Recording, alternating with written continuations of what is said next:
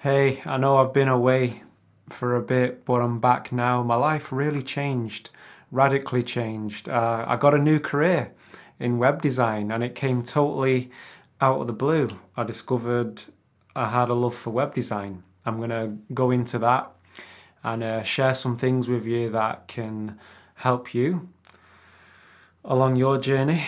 So, you've woken up this morning, you found yourself here on planet Earth. The same thing happened to me this morning. You exist, and you will always exist, and you have your own set of unique circumstances, your own unique perspective. And do you know what it is you really want? That's the first step. If you know what it is you really want, then you have, I'm hoping, a vision of how you would prefer your life to be. Things you want to experience. I know for myself, I want to experience more serenity, more peace. What is serenity and peace? I've been experiencing it as unhooking myself. When someone says something that we take as a criticism or someone having a go or nagging or whatever it may be, something that stirs us up, something that pushes our buttons. I've noticed that rather than going to defend myself, which always ends in me getting off the path I want to be on and I stress myself out, rather than doing that, I'm just able to let it be. It's like unhooking myself, and I'm surprising myself. And it's a great way to remain centered, because what happens? Someone says something, someone pushes a button, and then we don't want to do that thing anymore. We don't want to go to the gym anymore. We don't want to eat healthy anymore. We don't feel enthused about that thing that inspires us. And we can self-destruct, start smoking more, drinking more, doing things that don't really serve us, but we want to escape how we feel. So serenity and peace, I experience that in that way. So how did I come to discover web design, my love for web design, and how can that help you? Well, some things that we experience in life, and this can apply to your relationships as well, relationships that come into your life. Some of the things that come into our lives, they don't come in for the reason that we think they're coming in for. Now, I'm gonna use the term the higher self to make this point that I'm wanting to make. You have a higher self. There is no time. All time is happening now. All potential realities exist now. It's like a computer game. When you buy the game, all the possible moves that can be done within that game are already on the disc. You put the disc into the computer and you play the game with your own free will. You decide where you want to explore. There's certain themes of the game, and we're all playing different games with our own themes that we've come to explore, but all the possible moves are on there. Some things for you might not be probable. It might not be probable that you'll experience certain things depending on your theme, but it's all possible. The universe is infinite, timeless, has no beginning, has no end. That's how mind-boggling it is. And if you think you understand quantum physics, you don't understand it. It's just mind-boggling and unfathomable. But what is feasible is that you can change. It's feasible that you can change your beliefs, and in so doing, change your perspective, change the energy you have access to, change your actions, and change your results and how you experience the world. Went off on a total tangent, but you have a higher self, and your higher self is, think of it as your bestest self. We work in conjunction with the higher self, so we're co-creators with the universe, with the infinite. And so the higher self is on top of the mountaintop, so it can see all that's to come, all that's ahead of you, and it can see all the different possibilities, and it communicates with you through your intuition, through your excitement, and so it's always there communicating with you. And because it can see what is to come, it knows what you're going to need in order to face the challenges that are to come. And so sometimes it will bring something to you, but it's not for the reason that you think it's coming into your life. It's coming into your life so that you can develop and master the skills that you're going to need to get the most out of what is to come. And so we have certain challenges that come, and we think we're doing something wrong. If we would only approach it from the place of everything that comes into my life for a positive meaning.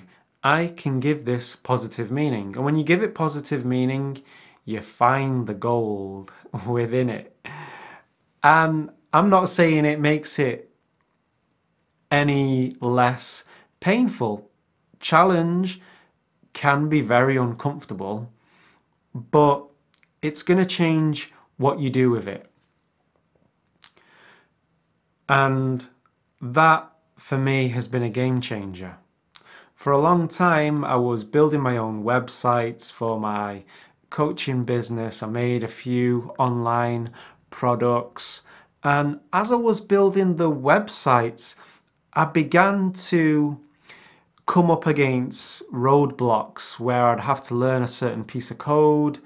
And I began to notice that when I was waking up in the morning, I was more excited to learn about the code, because it was like this kind of underworld. I was more excited about that than I was about the actual product I was selling or the coaching program I wanted to put out there. And so the online products that I created didn't get the result that I thought they were gonna get, but I now know that it was the carrot on the end of the stick that got me moving in the direction that has led me here to where I am now, with a new perspective, new opportunities, and a new passion for something. Because one of the things that I like about web design and web development is challenge. There's always new challenges within that field, and so we need challenge in our lives, because without it we will just get bored. We need that element of challenge to stretch. So when you can change your problems into challenges, you have greater access, you can do more, greater access to energy, and you can do that much more with it. So I've written some notes here to share while I have this opportunity to talk to you here. So one of the other things that has come out of this year has been another discovery of something in my life that is solid, that is unchanging. And that something is the universe, God, consciousness, the infinite. What am I getting at here? So you've woken up on Earth, you've got these set of circumstances that you want to change. You may change those circumstances, and you may experience what it is that you've always wanted. You may be functioning as the human being you always wanted to function as. And you know, when you get to that point, There's going to be the new wanting. You're going to want to expand it. You're never going to get there and think, oh, I'm the Mac Daddy. Everything is sorted now. You're going to want to expand it. And moreover, along that journey,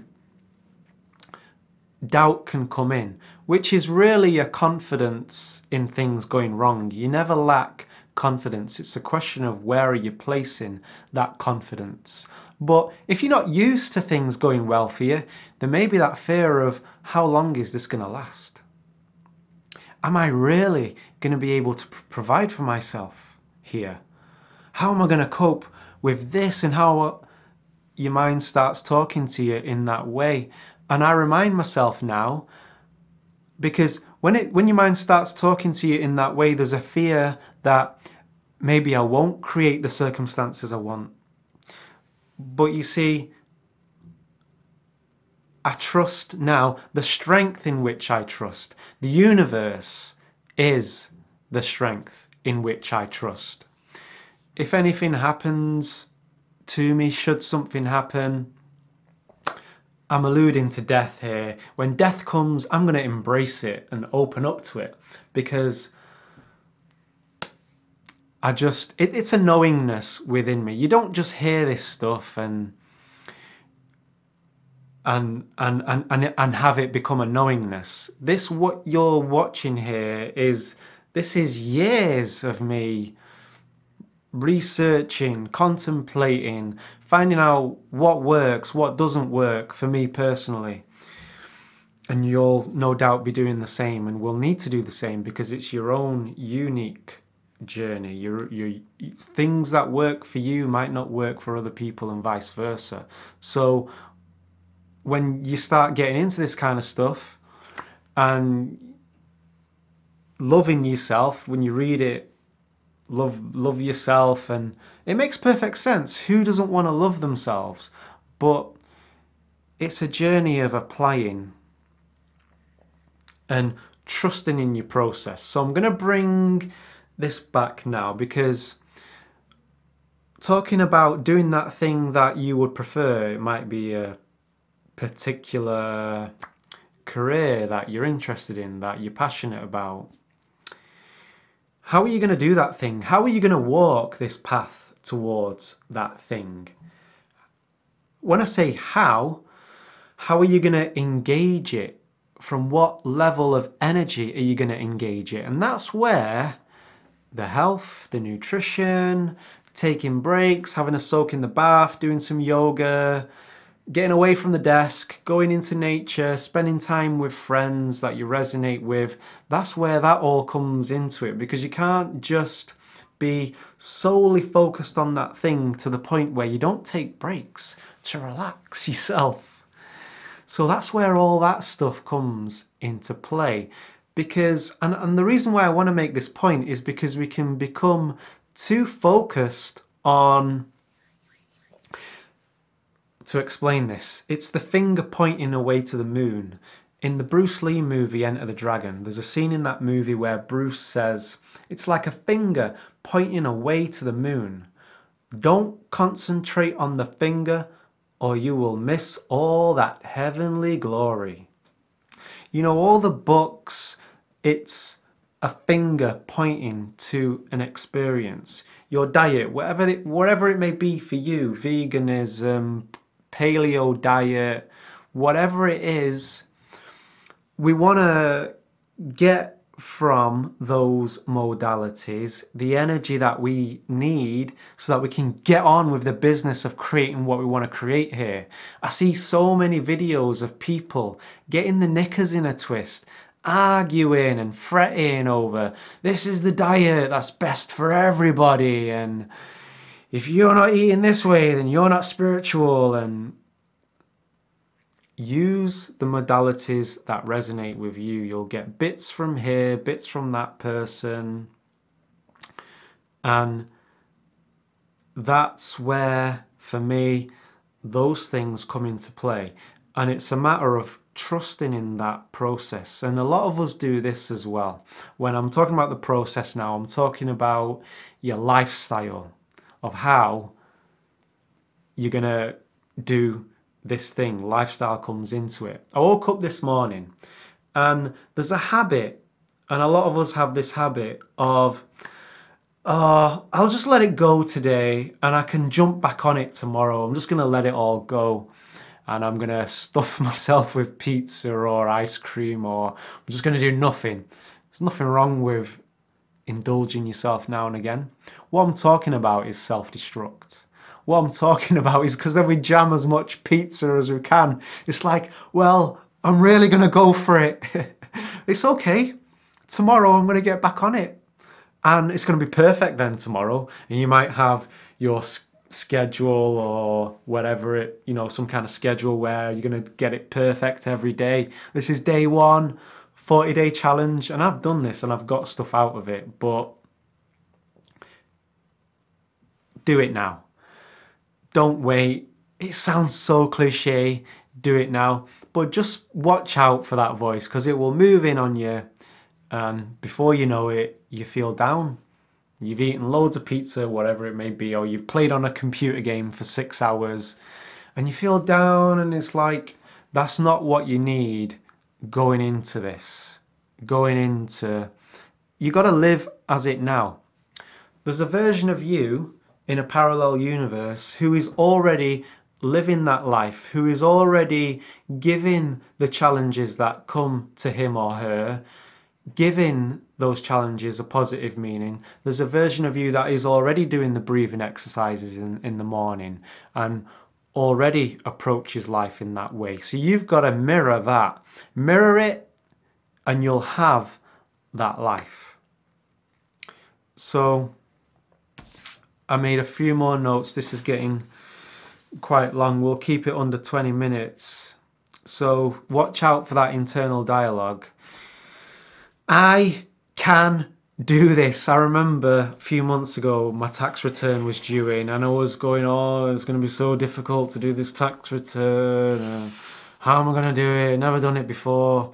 And I thought, what am I telling myself? I can do this. Make a cup of tea, sit down, say, right, half an hour, get the papers out, build up. Once you build up momentum, you're halfway there. So I can do this. It is feasible that I can let go of the things that don't serve me. Manifestation really is about letting go of what doesn't serve you, and what will serve you, it will start to come in.